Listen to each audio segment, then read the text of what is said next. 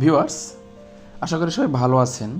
এই ভিডিওতে আমি বাংলা কথ্য ভাষায় ব্যবহৃত কিছু শব্দের ইংরেজি ব্যাখ্যা করব। সাধারণত আমরা বাংলাতে সেই শব্দগুলো বলে থাকি, কিন্তু ইংরেজিতে যখন সেই শব্দগুলো বলতে যাই বা বলার চেষ্টা করি তখন সেটার ইংরেজি খুঁজে পায় না। তো এই ভিডিওটা ঠিক তাদের জন্য যারা এ ধরনের কথ্য শব্দ ব্যবহার করেন এবং ইংরেজি খুঁজে পান না। তো দেখুন, প্রথম যে শব্দটা সেটা হচ্ছে দুর্দান্ত।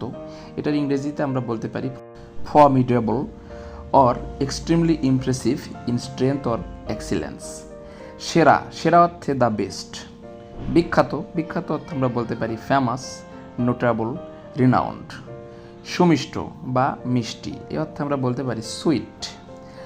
অসাধারণ, আমরা অনেক সময় বলে থাকি অসাধারণ সিনারি, এটাকে ইংলিশে বলা যেতে পারে স্প্লেন্ডিড, ব্রিলিয়ান্ট, এক্সট্রা অর্ডিনারি।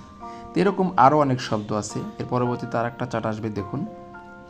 নির্ভীক, যার কোনো ভয় নেই, এটাকে আমরা ইংলিশে বলতে পারি কার্জিয়াস, ফেয়ারলেস।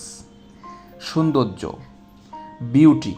আসলে অনেকে জানে না যে বিউটি মানে সৌন্দর্য, সবাই বিউটিফুল হিসেবেই সবাইকে চালিয়ে দেয়, কিন্তু বিউটিফুল মানে তো সুন্দর, আর সৌন্দর্যর ইংরেজিটা তো আলাদা, বিউটি। আচ্ছা, এরপরে দেখুন মুক্ত, ফ্রি। অরণ্য, অরণ্য মানে বন জঙ্গল, ফরেস্ট বা জঙ্গল।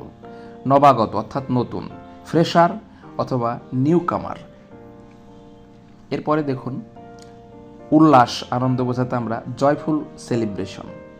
অভিনন্দন, এটা সবাই জানে, কনগ্রাচুলেশন আমরা সাধারণত সোশ্যাল মিডিয়াতে সবচেয়ে বেশি ব্যবহার করে থাকি। এরপরে দেখুন গর্বিত, প্রাউড। গর্জন অর্থাৎ কোনো কিছুর শব্দ বা তীক্ষ্ণ শব্দ, এটা বোঝাতে আমরা রোর ব্যবহার করতে পারি। ব্যাপক, ব্যাপক অর্থে আমরা সুপার বা হেভি এরকম ইংরেজি ব্যবহার করতে পারি। আসলে এরকম কথ্য অনেক শব্দ আমরা ব্যবহার করি যা ইংরেজিতে আমরা খুঁজে পাই না। তো আজকের ভিডিওটা আসলেই অত্যন্ত গুরুত্বপূর্ণ হবে। ঠিক কথা বলার জন্য যে শব্দগুলো আমরা ইংরেজিতে পাই না, সেই লিস্টটা আমি অনেক সুন্দর করে সাজিয়ে এখানে দেওয়ার চেষ্টা করেছি। এরপরে দেখুন আলিঙ্গন বা আদর করা অর্থে এ হাগ। সৃষ্টি বা তৈরি করা অর্থে ক্রিয়েশন, অর্থাৎ ক্রিয়েশন মানে সৃষ্টি করা। অপরূপ, আমরা বলি অপরূপ সুন্দর, এটাকে বলতে পারি অ্যামাজিং। অসাম, অসাম শব্দটা অনেক প্রচলিত, কারণ আমরা সোশ্যাল মিডিয়াতে অসাম শব্দটার প্রচুর ব্যবহার দেখি। এছাড়া দেখুন মনোরম, কোন দৃশ্যটা মনোরম, এরকম অর্থে মনোরম শব্দের যে ইংরেজিটা হতে পারে সেটা হচ্ছে প্লিজেন্ট। এছাড়া ভালোবাসা অর্থে তো জানেনই যে লাভ।